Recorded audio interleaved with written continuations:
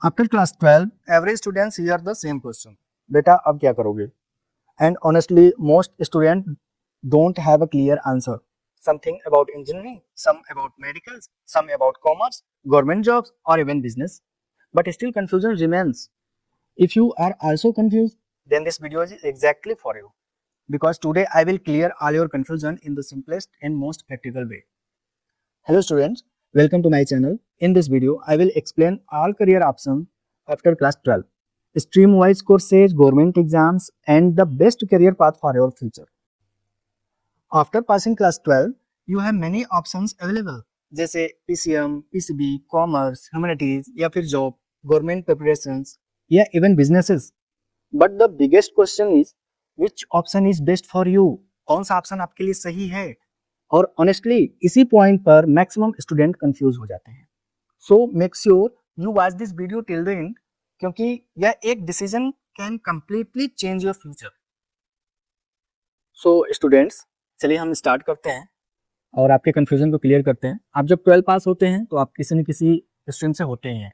हम सब पर डिस्कस करेंगे और सभी के बारे में बताएंगे आप क्या कर सकते हैं. 12 पास में उन बच्चों को कंफ्यूजन नहीं होता जिनको पता है कि मुझे बिजनेस ही करना है, तो पहले ही कर जाते हैं. प्रॉब्लम उनके लिए होती है, कंफ्यूजन वो उनके लिए हो जाती है जो किसी न किसी स्ट्रीम से किए और उनको क्लियर नहीं होता कि मैं अब आगे क्या करूं. क्योंकि आप LKG से स्टार्ट किए क्लास 12 तक, यहाँ तक तो आप एकदम एक ही ट्रैक पर चले हुए आ गए. लेकिन यहाँ से आपके फ्यूचर की जो ब्रांचेस हैं वो ओपन होती है और आपका डिसीजन बहुत इंपॉर्टेंट हो जाता है कि आपको आगे क्या करना है. तो उस केस में जो कंफ्यूजन होगा उसको हम अभी आगे क्लियर करते हैं. ठीक है.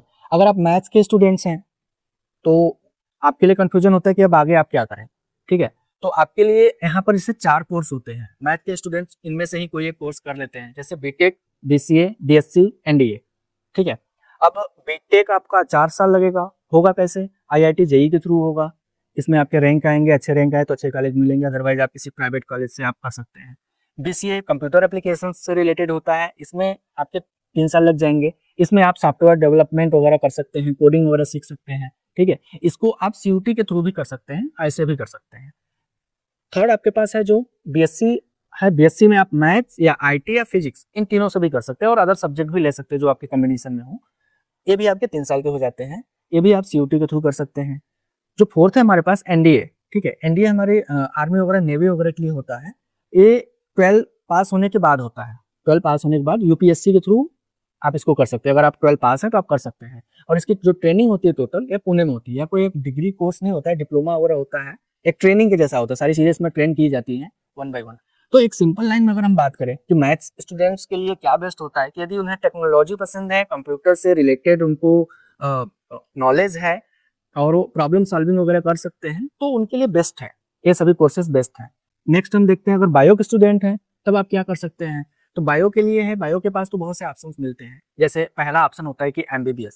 ठीक है. लेकिन इसका जो ड्यूरेशन होता है 5.5 साल तक का होता है.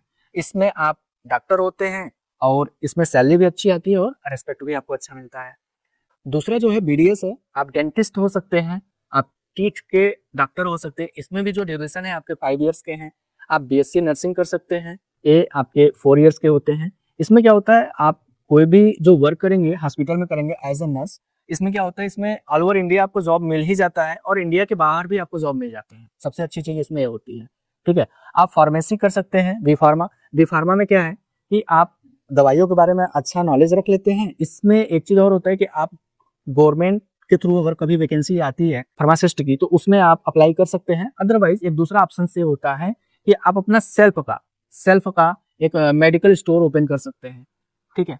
और उसके साथ आप चाहें तो अपनी डिग्री को सेल भी कर सकते हैं. किसको? कोई एक मेडिकल शॉप है, उसको आप दे सकते हैं. तो ये आपको 15K से लेके आपको 20K तक पर मंथ सैलरी दे सकता है. आपके पास डिग्री का आपको कुछ करना नहीं है, बस ये आपकी डिग्री अपने शॉप पर लगाया रहेगा. ठीक है. तो इससे एक बेनिफिट है. इसका जो ड्यूरेशन होगा 4 ईयर्स का होगा. BSc कोर्सेज में आप बायोटेक, माइक्रोबायोलॉजी वगैरह सब कर सकते हैं. ये सभी BSc जो भी हो गए, चाहे ये हो गया चाहे यहाँ पे जो हम बता रहे हैं, ये 3 साल के होते हैं. 6 ऑप्शन आपके पास है, BMS या BHMS, यानी कि आप आयुर्वेद से या होम्योपैथिक डॉक्टर ये हो सकते हैं. दोनों जैसे आपके MBBS हुए, BDS हुए या BMS या BHMS हुए, दोनों में आप डॉक्टर हो सकते हैं. आपके नाम के आगे डॉक्टर लग जाएगा. इसमें आप आयुर्वेद और होम्योपैथिक से हो सकते हैं. ये भी आपके 5 से 5.5 साल के कोर्स होते हैं. और अदर ऑप्शन क्या है आपके लिए, क्या फिजियोथेरेपिस्ट हो सकते हैं बॉडी ट्रीटमेंट के लिए, ठीक है। एग्रीकल्चर से रिलेटेड आप नॉलेज ले सकते हैं, उस फील्ड में आप जा सकते हैं। लैब टेक्नीशियन हो सकते हैं। लैब टेक्नीशियन का मतलब जो लैब में जांच वगैरह करते हैं, मशीन को ऑपरेट करते हैं, वो सभी हो सकते हैं। और भी बहुत सी चीज़ें होती है इसमें, आप जब कोर्स में आगे जाएंगे तो आपको पता चलेगा, ठीक है। तो नेक्स्ट हम देखते हैं कॉमर्स स्टूडेंट्स के लिए, उनके लिए बीकॉम है, बीबीए है, सीए है, सीएस है और सीएमए है। बीकॉम को करने में आपके 3 इयर्स लगेंगे, बीबीए को भी करने में आपके 3 इयर्स, चार्टर्ड अकाउंटेंट होने के लिए आपको लगभग 4 से 5 साल लग जाएंगे और सीएस में आपके 3 से 4 साल लग जाएंगे, सीएमए में भी आपके 3 से 4 साल लग जाएंगे। अब बीकॉम करते हैं तो इसमें आप बेसिक कॉमर्स नॉलेज हो जाएगा और उसकी एक डिग्री मिल जाएगी, इट मीन्स आप ग्रेजुएट हो जाएंगे, ठीक है। और इसमें क्या होता है, ग्रेजुएट होने के बाद आप बैंकिंग या फिर ऑफिस जॉब के लिए अप्लाई कर सकते हैं। एक तो ये हो गया। सेकंड जो हमारा बीबीए है, बीबीए हमारा बिजनेस मैनेजमेंट से रिलेटेड होती है, इसमें आप मैनेजर या फिर खुद का अपना बिजनेस स्टार्ट कर सकते हैं, तो वहाँ पे यूज हो जाएगा। सीए क्या होता है, ए अकाउंट्स और टैक्स में एक्सपर्ट जो होते हैं वो सीए होते हैं और इनकी हाई डिमांड भी होती है आज के समय में। सभी का कुछ ना कुछ बिजनेस है, एटलीस्ट उनको जाना पड़ता है सीए के पास अपने अकाउंट को दिखाने के लिए, टैक्स को बताने के लिए, एवरीथिंग जितने भी होते हैं इनसे रिलेटेड। इसमें क्या होता है, जो सैलरी आपकी काफी हाई होती है, ठीक है, लेकिन यह कोर्स जो होता है काफी टफ होता है। आपको कॉमर्स में मीन्स आपको लेजर वगैरह का, अकाउंट्स वगैरह का, टैक्स वगैरह का, सारी चीजों का अच्छे से नॉलेज होना चाहिए, तभी आप इसको कर पाएंगे। नेक्स्ट हमारे पास जो है सीएस यानी कि कंपनी सेक्रेटरी का, ठीक है। तो कंपनी में एक आप लीगल मैटर के थ्रू आप सीएस का काम कर सकते हैं, ठीक है। सीएमए क्या है, इसमें आप कॉस्ट एंड फाइनेंशियल मैनेजमेंट का एक कोर्स होता है, ये भी आपके 3 से 4 साल इसमें लग जाते हैं। तो सब मिला के बातें कहें, यदि आपका इंटरेस्ट बिजनेस में है, पैसे में है, अकाउंट से रिलेटेड में है, तो आप इन सभी कोर्स की तरफ जा सकते हैं, ठीक है। अभी मैं आगे और चीजें आपको मैं बताऊंगा, आपको क्या करना है, कैसे करना है। अभी तो मैं एक स्ट्रीम वाइज आपके पास जो ऑप्शंस ओपन होते हैं मैं उनको बता रहा हूँ। अगर ह्यूमैनिटीज स्टूडेंट्स हैं तो उनके लिए सबसे पहला होता है वो बीए कर लेते हैं, बैचलर ऑफ आर्ट, क्योंकि उनका जो सब्जेक्ट होता है 12 में, या तो सिविक्स होगा, हिस्ट्री होगा, पॉलिटिकल साइंस होगा, इकोनॉमिक्स होगा, ये सब सब्जेक्ट्स होते हैं उनके। या दूसरा ऑप्शन उनके पास होता है एलएलबी, लॉ के लिए वो एक लॉयर हो सकते हैं, एडवोकेट हो सकते हैं। तो इसमें भी आपके लगभग 3 से 5 साल लग जाते हैं, 3 साल एक कोर्स होता है और 5 साल भी बीए एलएलबी होता है। देन आप बीएड कर सकते हैं, यदि आपका इंटरेस्ट टीचिंग में है, एजुकेशन फील्ड से है, तो आप बीएड कर सकते हैं। नेक्स्ट आप जर्नलिस्ट हो सकते हैं, जो न्यूज़पेपर के जो रिपोर्टर होते हैं या मीडिया में जो रिपोर्ट करते हैं, न्यूज़ देते हैं, ड्राफ्टिंग करते हैं, लिखते हैं जर्नलिज्म का। नेक्स्ट आपके पास है सिविल सर्विसेज, जो हमारे इंडिया की सबसे नंबर 1 की जॉब की अगर बात करें तो वो होता है आईएएस और आईपीएस की, या इससे आप किसी और सरकारी नौकरी में जा सकते हैं। अभी इस पर हम आगे डिस्कस करेंगे। तो सिंपल सी बात करें कि यदि आप सोसाइटी, गवर्नमेंट, या बोलना आपको पसंद है, लिखना आपको पसंद है, तो आप ये सभी कोर्स में आ सकते हैं। ये सभी कोर्स मेन चीज होता है कि आप जो कोर्स करेंगे वो आपके इंटरेस्ट पर होता है, कि आप किसमें आपका ज्यादा इंटरेस्ट है। चलिए आगे चलते हैं। अभी तक आप ये समझ गए कि हमारा जो स्ट्रीम है हम उसके अकॉर्डिंग कौन सा कोर्स करें, लेकिन सबसे बड़ी कंडीशन और आपके पास आ जाती है कि आप करें क्या। आप कॉलेज वाले कोर्स करें, या फिर आप जॉब करें, कि गवर्नमेंट जॉब की प्रिपरेशन करें, या बिजनेस करें। तो मैं सभी का कंडीशन बता रहा हूँ। यदि आप कॉलेज में जाते हैं, उसके पहले एक चीज और मैं बात करता हूँ कि सब कुछ चाहे आप डिग्री लीजिए, पढ़ाई कीजिए, बिजनेस कीजिए, सारी चीजों का मेन जो फोकस होता है वो 2 चीजें होती हैं। एक होता है आपका मनी और सेकंड होता है रिस्पेक्ट, कि आप ऐसा काम कीजिएगा आपके पास पैसा भी रहे और आपको इज्जत भी मिले। तो आप अगर कॉलेज की तरफ जाते हैं, आपने 3 साल लगा दिया ग्रेजुएशन में, तो फिर आपके पास वही क्वेश्चन हो गया, फिर कंडीशन वही सेम हो गई कि अब आप आगे आप क्या करें। आपने बीए किया तो अब आगे आपकी इच्छा हो गई कि आप अब एमए करेंगे। तो ये आपके लॉन्ग टर्म वाले कोर्सेज हो जाते हैं। इस पर जो जॉब मिलेगी वो थोड़ा स्टेबल भी होती है। तो लेकिन कंडीशन आपके पास एमए करने के बाद फिर आप सोचेंगे अब क्या करूं मैं, एक क्वेश्चन मार्क तो आपके लिए बना ही रहेगा हमेशा। दूसरी जो कंडीशन होती है कि कुछ फैमिली नीड या पर्सनल इंटरेस्ट की वजह से आप जॉब की तरफ चले जाते हैं। जॉब मीन्स आप एक कोई प्राइवेट जॉब कर लेते हैं, या किसी के साथ मिलकर कोई छोटा सा बिजनेस भी स्टार्ट कर सकते हैं, जॉब में चले जाते हैं। तो ये भी आपकी स्टेबल नहीं होती। या आप कोई एक स्किल बेस्ड जॉब भी कर सकते हैं, फिर भी इसको बेटर नहीं बोल सकते। नेक्स्ट हम चलते हैं इस पॉइंट पर, बिजनेस पर, कि बिजनेस करेंगे तो बिजनेस जरूरी नहीं है कि बिजनेस आपका चलेगा ही, ये रिस्की होता है। आपने स्टार्ट किया और वो इन्वेस्ट किया, आपका लॉस हो गया, तब तो सब कुछ खत्म हो गया। लेकिन अगर चल गया तो अच्छी बात है। इसके लिए आपको 2 चीजें लेकर चलना पड़ेगा, कि आपके पास स्किल होना चाहिए और आप रिस्क ले सकते हैं, तभी आप बिजनेस कीजिए। तो ये भी सोचने वाली बात होती है, क्योंकि आपके पास ये सभी कंडीशन, चारों कंडीशन आपके पास आएंगी और आ रही होंगी। तो उस केस के लिए अब आप क्या करेंगे, मैं लास्ट में एक सजेस्ट करूंगा, जो आपको अगर अच्छा लगेगा तो आप कीजिएगा।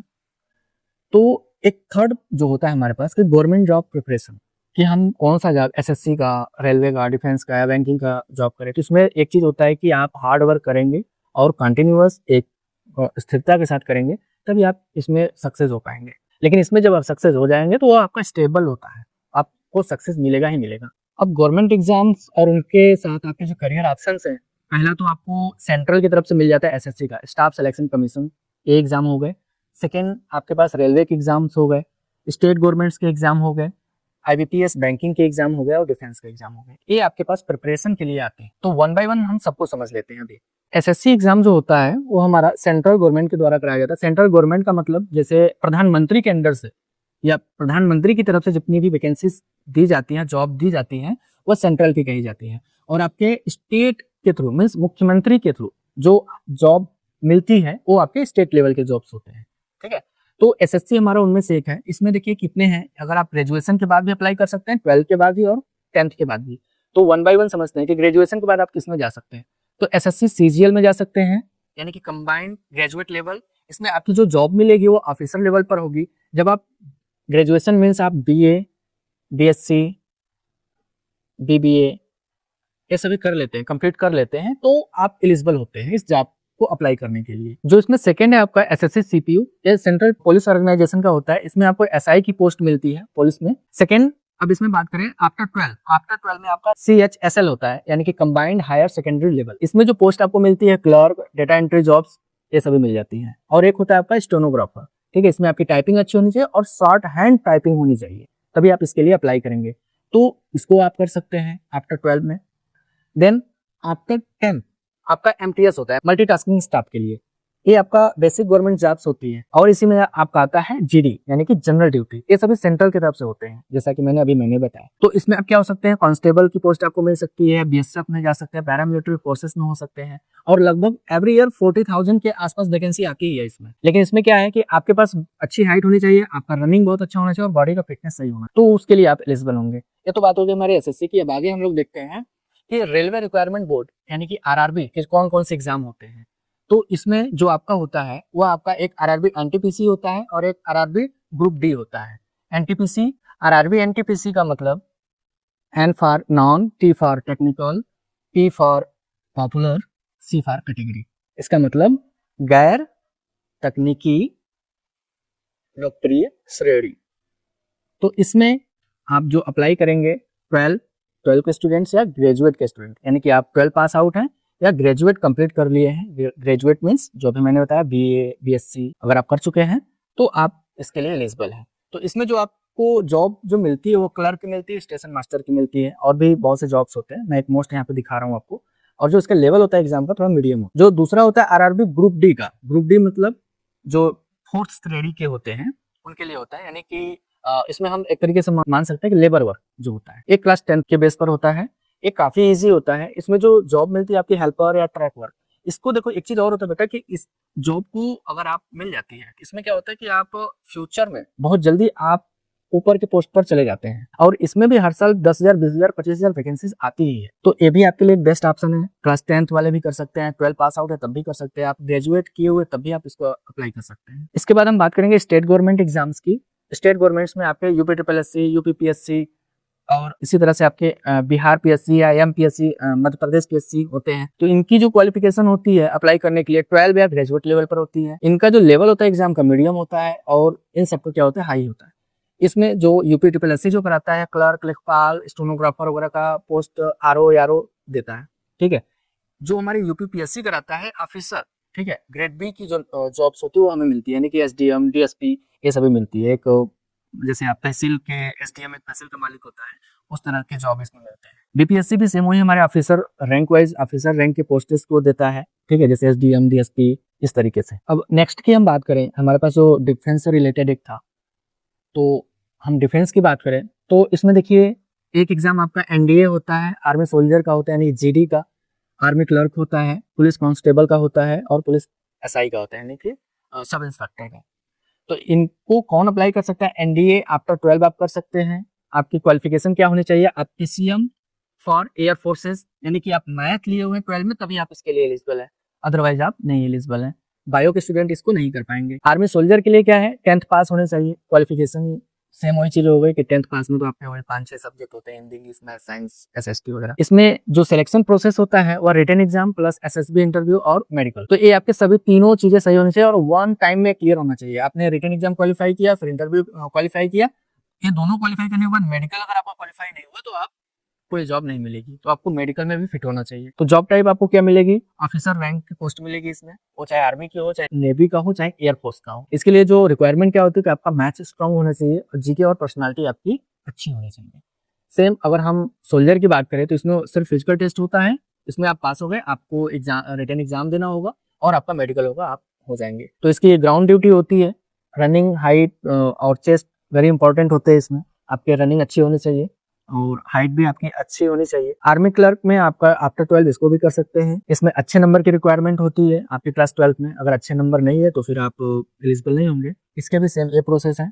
इसमें जो हमें जॉब मिलती है, हमें ऑफिस और क्लर्कियल वर्क मिलता है। टाइपिंग होना चाहिए और बेसिक कंप्यूटर नॉलेज होना चाहिए। अगर हम बात करें पुलिस कांस्टेबल की तो भी 12 के बाद आप कर सकते हैं। इसमें भी आपके फिजिकल टेस्ट होंगे। जितने भी पुलिस या नेवी या कुछ डिफेंस से रिलेटेड जितने भी एग्जाम होंगे उसमें आपके फिजिकल तो मस्ट है और वो सही होने चाहिए, यानी कि आपकी फिटनेस सही होनी चाहिए, तभी आप एलिजिबल होंगे। क्योंकि सब कुछ क्वालिफाई करने के बाद आप लास्ट में हो सकता है मेडिकल में आप नहीं क्वालिफाई कर पाए तो फिर कोई मतलब नहीं है। तो एसआई में भी आप देख सकते हैं, इसको आप ग्रेजुएशन की बात कर सकते हैं। इसमें भी सेम प्रोसेस है, फिजिकल, रिटन और इंटरव्यू।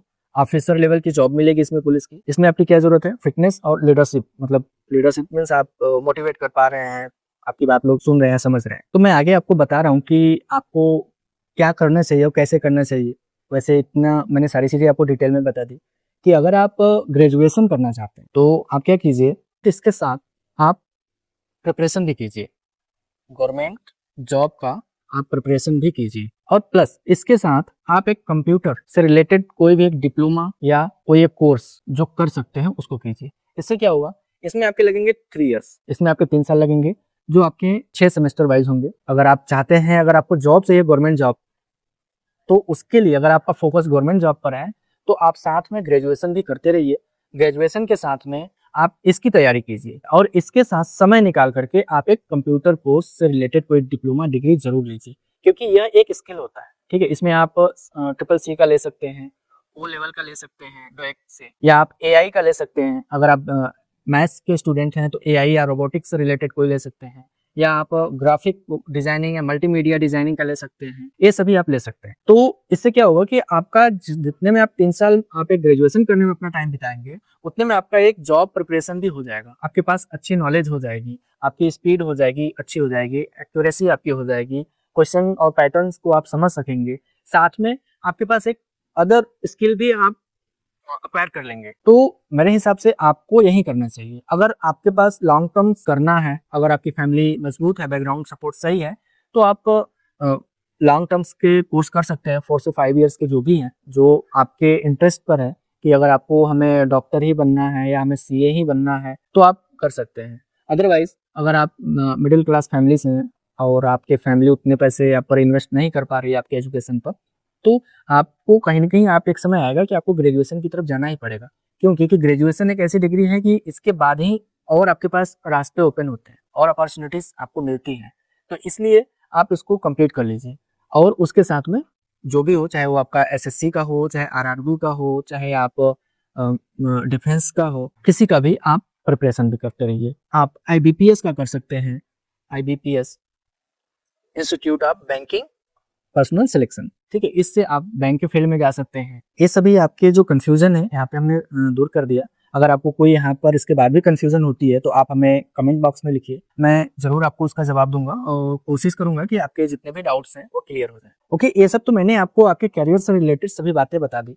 अब आपको सिलेक्ट करना है। सिलेक्ट करने का मतलब क्या है कि मैंने बता दिया आप सिलेक्ट कर लिए, ऐसा नहीं। पहला चीज आप खुद से देखिए कि आपका स्किल कहाँ पर है या आपके पास स्किल कौन सा है। दूसरा, आपका इंटरेस्ट कहाँ पर है। और तीसरी सबसे बड़ी बात कि आप किसी पर ब्लाइंडली ट्रस्ट मत कीजिए कि इन्होंने कहा है या इन्होंने एक अच्छा पढ़ाई किया, जॉब मिला इनको, ऐसा कुछ नहीं। आपको जो करना है और जहाँ पे आपका इंटरेस्ट है आप वो कीजिए। जहाँ पर आपको लगे कि आप करके सक्सेस हो पाएंगे उस फील्ड में जाइए। ऐसा नहीं कि किसी का देखा देखी से कोई चीजें नहीं होती है कि आपके रिलेटिव में किसी ने ग्रेजुएशन किया और उसको जॉब मिल गया तो आप भी जाकर के ग्रेजुएशन करके जॉब ले लिए। ठीक है, ऐसा पॉसिबल नहीं होता। सबके साथ सभी सर्कमटेंसेस नहीं बनते हैं, वैसा एनवायरनमेंट नहीं प्रिपेयर होता है। तो इस चीज़ को आपको ध्यान रखना है कि आप किसी पर ब्लाइंडली ट्रस्ट नहीं कीजिए। जो आपका स्किल हो, जो आपका इंटरेस्ट हो, उसी फील्ड को आप सिलेक्ट कीजिए, क्योंकि आप उसी में बेस्ट कर पाएंगे। यदि आपको कोई प्रॉब्लम होती है, कोई कंफ्यूजन होती है, तो आप हमें कमेंट बॉक्स में लिखिए और बताइए। और इस वीडियो को उन फ्रेंड्स के साथ भी शेयर कर दीजिए जो कंफ्यूज हैं अपने सब्जेक्ट से लेकर के, उन्हें क्या करना चाहिए, किस फील्ड में जाना चाहिए। Thank you and all the best.